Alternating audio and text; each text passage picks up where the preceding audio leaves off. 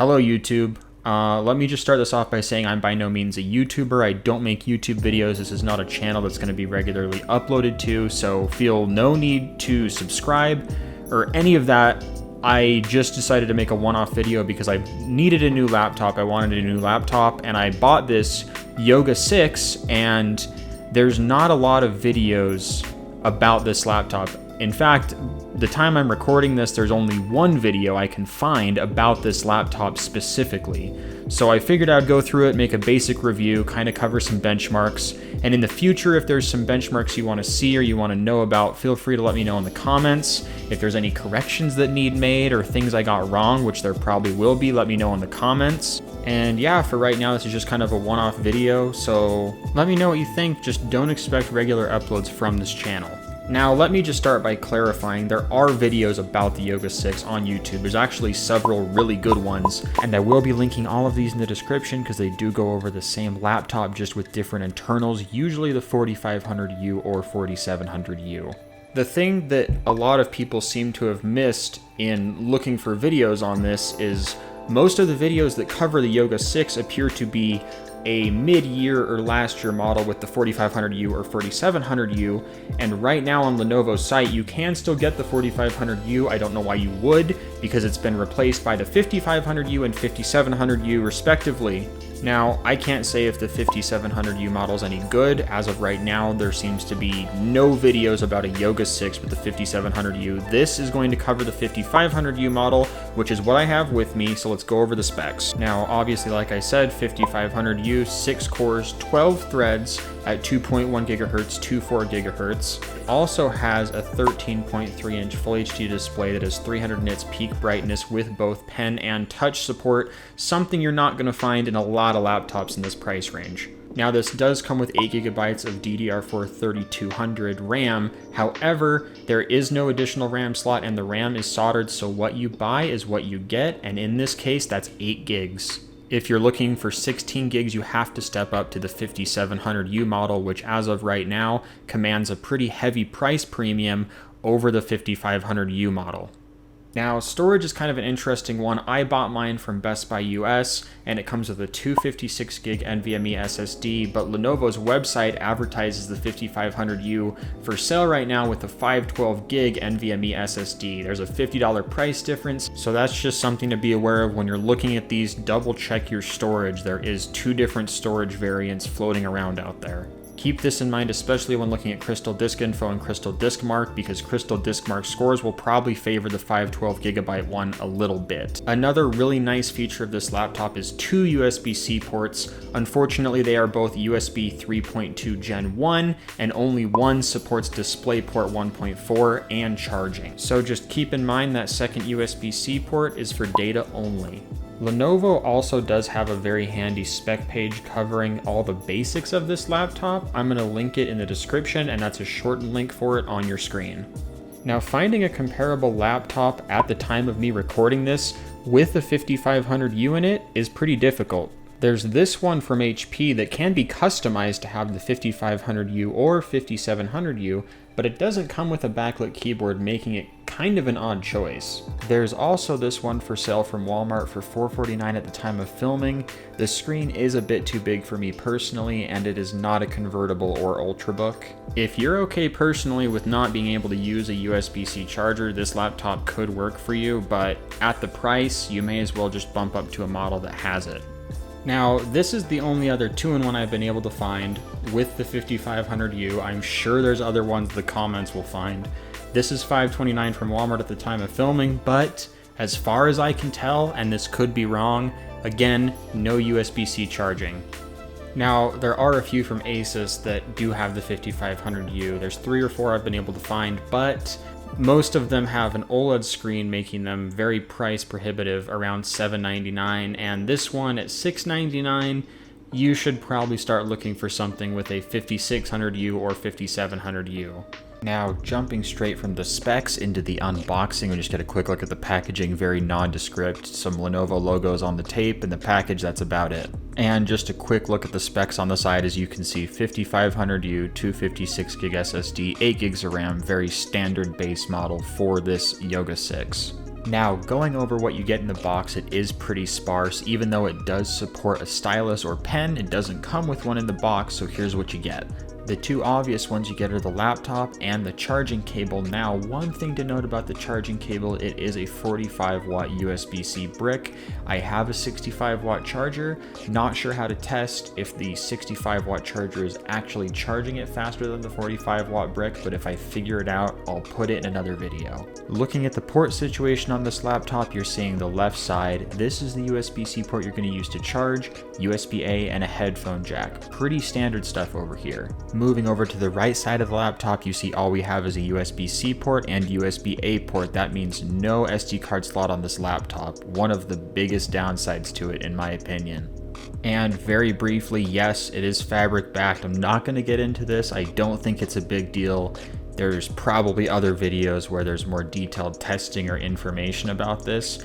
I just see it as a neutral rather than a positive or negative. Now, when you first get into this laptop, you are going to get some paperwork, which is pretty bog standard, except for one thing I noticed. The entire second page of this paperwork is called Caring for and Cleaning the Fabric Surface. Probably not something most people get with their new laptop. Moving on to more conventional laptop things, you do get a pretty standard fingerprint reader underneath your keyboard. You see this on a lot of Lenovo laptops. And the screen is very glossy. If you don't like glossy screen laptops, this is not the laptop for you. One very nice fit and finish detail I wasn't expecting on this laptop is the screws are actually color matched to the laptop. Not sure if this is the case for all colors or all Yogas, but still nice to see. Now, one of the highlights, if not the highlight of this whole laptop package is the screen. Other reviewers have mentioned this. It's excellent for the price point. I frankly don't know how they're putting it in laptops in this price point. It feels like it would be more at home in a $900 or $1,000 laptop even. It's bright, it's very color accurate, and it's a lot better than the IdeaPad 5 I have, which is Lenovo's 2020 model. Despite them being about the same price, this screen completely blows it out of the water. Really, the only thing that could make this display better is if it was an OLED, and obviously we're not getting that at this price point. My poor Nikon's ISO is cranked up for this shot, and you can't really tell because it's not designed for video like this, but there is no backlight bleed, which frankly, my IdeaPad had terrible backlight bleed. I have a $400 IPS monitor, pretty bad backlight bleed in one of the corners. This thing, completely uniform all the way through. I hope to see more laptops with panels like this because they are fantastic. Last thing on the display, it does have a physical privacy shutter for the webcam. This isn't a microphone shutter as far as I've been able to tell, but it is really nice to have. Now, moving away from things I love for a minute, this is Lenovo, so it's got some bloatware. We've got McAfee right here, which doesn't like to be closed once you open it for the first time, so it was promptly uninstalled. And of course, someone thought it was a good idea to preload Alexa, another one for the recycle bin. Here we get a quick look at everything that comes pre-installed, so there's not a ton of bloatware, but there is some. And here we just get a quick look at our processor, 5500U, 6 cores, 12 threads, with our cache down there at the bottom. And this machine was out of the box with Windows 10 20H2. Here's the build number specifically. Now, before we get into benchmarks, you have to understand what Lenovo Vantage is. Now, at first glance, this kind of looks like bloatware, and it is kind of a giant advertisement for Lenovo services. However, there's a couple settings in here that are really important. Now, Lenovo doesn't make this setting very clear, but if you open Vantage, go to this drop down, you go up to Power, and then you go to Power Smart Settings, you get 3 options. Extreme Performance, which ramps up your fans, kind of a gaming mode almost.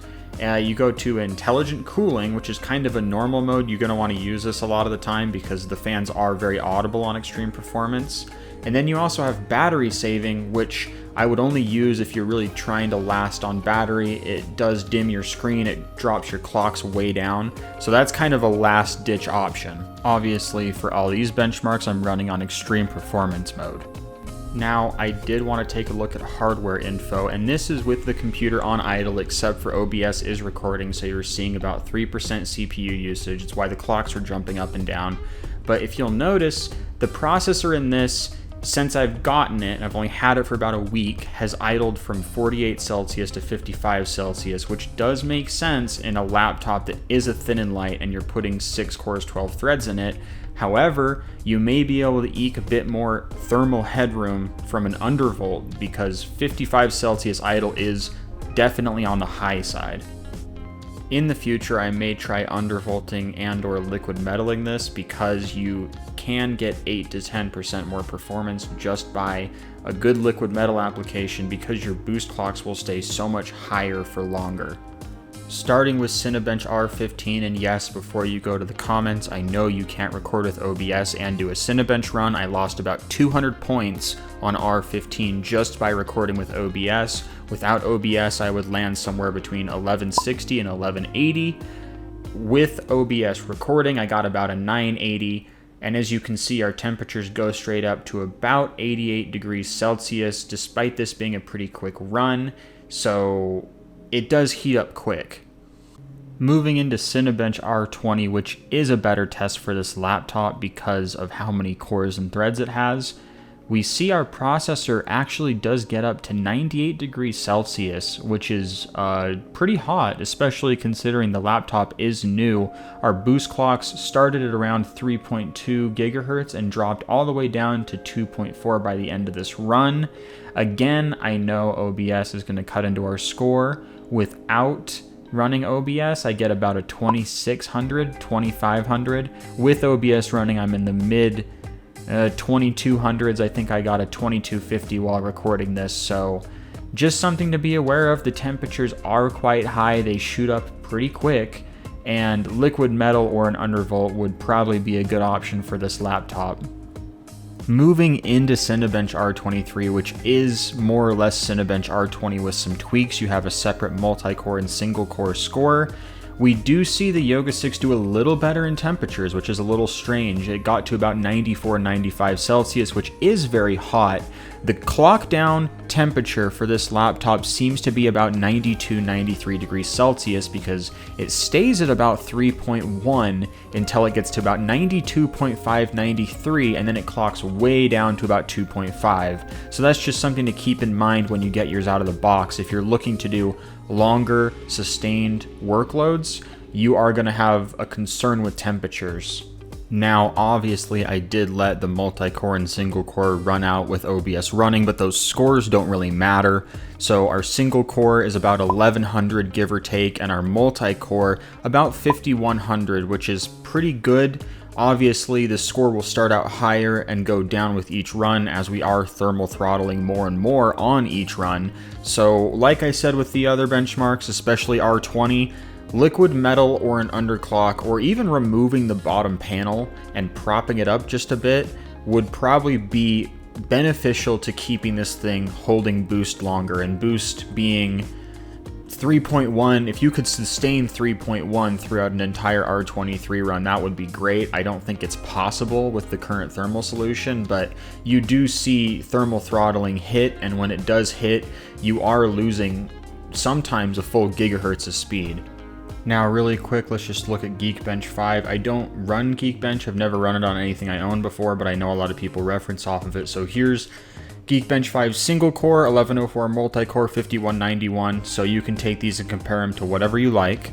And then, of course, our OpenCL score, 13,069. Nice. Now we're going to take a look at Crystal Disk Info and Crystal Disk Mark, and again, I need to mention this is the model I got from Best Buy for $549. If you buy it from Lenovo, it's $649 and has a different hard drive, so your numbers will vary from this. You will probably get a different model, and you will definitely get a different Crystal Disk Mark score, so just keep that in mind. This model might not be for sale when you're watching this. So I haven't touched on everything this laptop can do. We didn't get independent touch support. I might do that in a future video. I just got my pen delivered yesterday, so I didn't have time to get it into this video. It'd be a whole nother section. But we covered some benchmarks, we covered the basics of the 5500U model. Now, I've watched some other videos on the Yoga 6. I know other reviewers have higher production value and have summarized everything much more eloquently and much more professionally, but what do I think of this laptop? Honestly, I like it a lot. It's very good. It's very high quality. There's more pros than cons, and if I had to make a list of pros and cons, it'd look something like this. Pros would be starting with the screen. The screen is the highlight of this laptop. If you're buying it, there's a good chance this for $550, $600 is the best screen you're gonna find that I've been able to find, not just on a 5500U laptop or a 5700U laptop, but almost any laptop in this price point. This is probably one of the better screens. It's bright, color accurate, has pen and touch support. Finding something like this, even at $800 or $900, you'd probably have to be pretty picky. Build quality, another huge pro. It feels sturdy. It feels premium. The fabric is definitely an attention grabber. The couple of times I've taken this laptop out, people have asked about it every single time, and it feels a lot nicer than the IdeaPad I had from last year. Again, that's where I'm drawing a lot of my comparisons from. That laptop was unexceptional when it came to build quality. A lot more plastic being used there. This is almost all metal, aluminum, and some kind of glass or fabric. Makes it feel really nice. And performance. This laptop in this segment is probably going to beat whatever other thin and light Ultrabook you can pick out. If you buy the 5500U or 5700U, it's probably faster than almost any other Intel 15-watt chip out there. It's probably faster than almost any thin and light, especially a 13-inch that's ever been made. I don't think you can go wrong with performance if you buy one of these. Now let's talk about cons for a minute. And I can't talk about cons without mentioning there's no SD card slot on this laptop. And I do understand why they did this. They want people to use USB-C. They want them to use a hub. A lot of people have probably had some sort of USB-C hub for the last couple of years. But there's going to be a lot of people that are using this that are going to want a full SD slot, and the reason for that is this is a convertible 2-in-1 with touch and pen support. A lot of people using this are probably pulling some sort of files or video footage on or off of it. I know when I was editing and working on this video, I kept struggling because I was used to having an SD card slot on my laptop and I couldn't get video footage on or off or screenshots on or off. I had to just use basically Mega or Dropbox and just send them to myself. But if you're used to having an SD card slot, get ready to start carrying around a USB-C hub. And I have to mention the fabric. And again, I get why Lenovo put this on here. It's to help it stand out in the market. A lot of people are putting this in their thumbnails. It gets attention. It's different. I've never really seen anything like this on a laptop except for maybe Microsoft Surface laptops, which put basically Alcantara in the palm rest where you type. That was a terrible idea. You can find a lot of those on eBay that are very dirty and worn out and shedding. This I don't think is as bad, but if someone's buying a laptop and they have kids, they have pets, if they are prone to spills, this is going to be a huge problem for them. I don't really understand how it's going to be able to be cleaned. I'm sure Lenovo has a specific method they want you to use. That's why there's a whole page when you get the laptop about keeping the fabric clean. But the fact they have to include a page about keeping the fabric clean when you bought a laptop, you didn't buy sheets or curtains, is kind of egregious, and I know a lot of people are going to have to look elsewhere. And I have to put performance in the negatives as well. And there is a reason for this. It is a very high performance laptop, especially for an Ultrabook. Like I said, there's not a lot faster in this size in terms of thickness and size in terms of screen size. This is probably top 2%. However, you have to consider this thing is new out of the box for maybe a week at this point, and I'm able to hit 98 Celsius just in the Cinebench run. Not encoding a video that would take all night, or not doing a long gaming session, which some people will probably try to do with this laptop. The thermals are only going to get worse as the thermal paste gets worse. So in 1 year, 2 years, 5 years, you're going to see the performance degrade more, especially if you have the 5700U. I hope they upped the cooling in this a little bit. I'm actually not sure if the cooler design is the same between both models. If you get the 5700U, just be aware that your clock speeds will drop even more and even faster. So I was dropping into the 2.4 gigahertz range.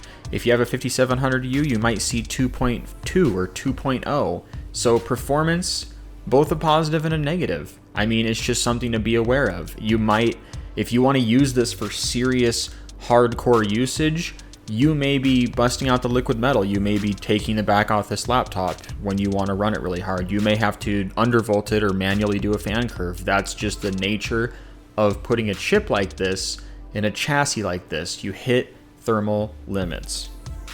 Overall though, I would give this thing an 8.5 out of 10 easy, simply because it doesn't have a lot of competition. If you wanted something similar to this from Apple, you'd be looking at about $1,000. If you wanted a 2-in-1 with this kind of performance from another brand, probably looking at $700, $800, $900. So it's an excellent laptop. I don't think you're going wrong by buying this. And if given the choice, I would happily pick one of these up again. So anyways, that's my review. I hope it helps some of you out. It's my first time doing anything like this, so feel free to correct me in the comments.